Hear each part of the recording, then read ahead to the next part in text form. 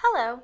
Today I'm going to explain how to make additions and responses with so, to, neither, not either, and but. These are my friends. The woman on the right is Julie, and the one on the left is Jennifer. They are identical twins. They have many similarities. Julie is a teacher, and Jennifer is too. Julie isn't married, and neither is Jennifer. Julie has 3 dogs, and so does Jennifer. Julie doesn't like chocolate, and Jennifer doesn't either. However, they also have some differences. Jennifer can speak Spanish and French, but Julie can't. Julie doesn't like to travel, but Jennifer does. Additions express a similarity or difference with the information we are already given. We use additions to avoid repeating information. For example, Jennifer is a teacher. Julie is a teacher. I don't need to repeat the word teacher. It's better to say, Jennifer is a teacher, and so is Julie. We can avoid repeating information when talking about differences. For example, Julie doesn't like to travel. Jennifer likes to travel. Instead, I can say, Julie doesn't like to travel, but Jennifer does. We can express similarity with so, to, neither, or not either. Additions of similarity can be clauses joined with the word and, or they can be separate sentences. Julie doesn't like chocolate, and Jennifer doesn't either. Or, Julie doesn't like chocolate, Jennifer doesn't either. You can use so or to if the addition follows an affirmative statement. Julie is a teacher, and so is Jennifer. Or, Julie is a teacher, and Jennifer is too. Use neither or not either if the addition follows a negative statement. Julie isn't married, and neither is Jennifer. Or, Julie isn't married, and Jennifer isn't either. Look at the word order after so and neither. The verb comes before the subject. So is Jennifer.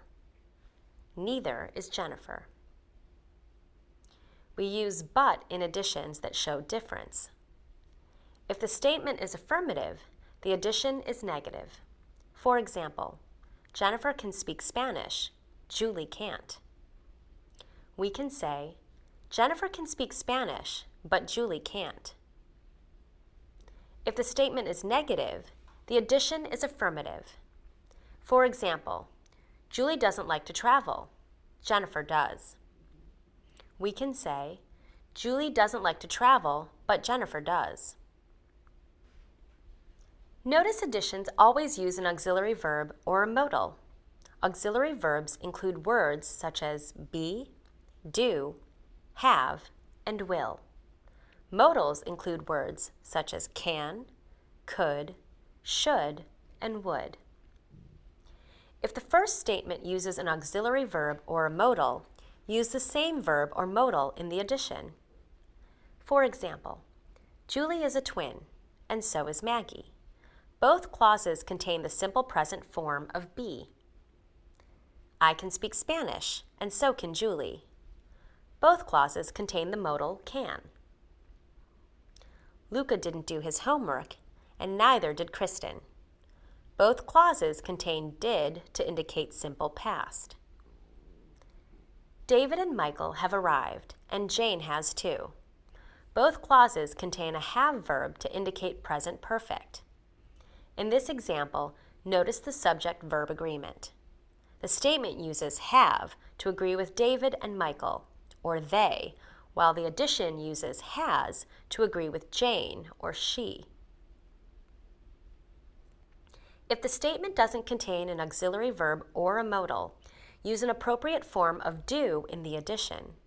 For example, I have a cat, and so does my sister. Or, I have a cat, and so do my parents. Notice the do verb agrees with the subject of the addition. We often use short responses in conversation. We can use so, to, neither, and not either to express agreement. If you say, I love ice cream, I can say, I do too, or so do I. If you say, I didn't like the movie, I can say, I didn't either, or neither did I. In informal speech, we can say, me too, or me neither. I love ice cream. Me too. I didn't like the movie. Me neither. To disagree with an affirmative statement, answer with the negative form of the verb. I like ice cream. I don't. To disagree with a negative statement, answer with an affirmative verb. For example, if you say, I didn't like the movie, I can say, really? I did. Did you enjoy today's lesson? I did too.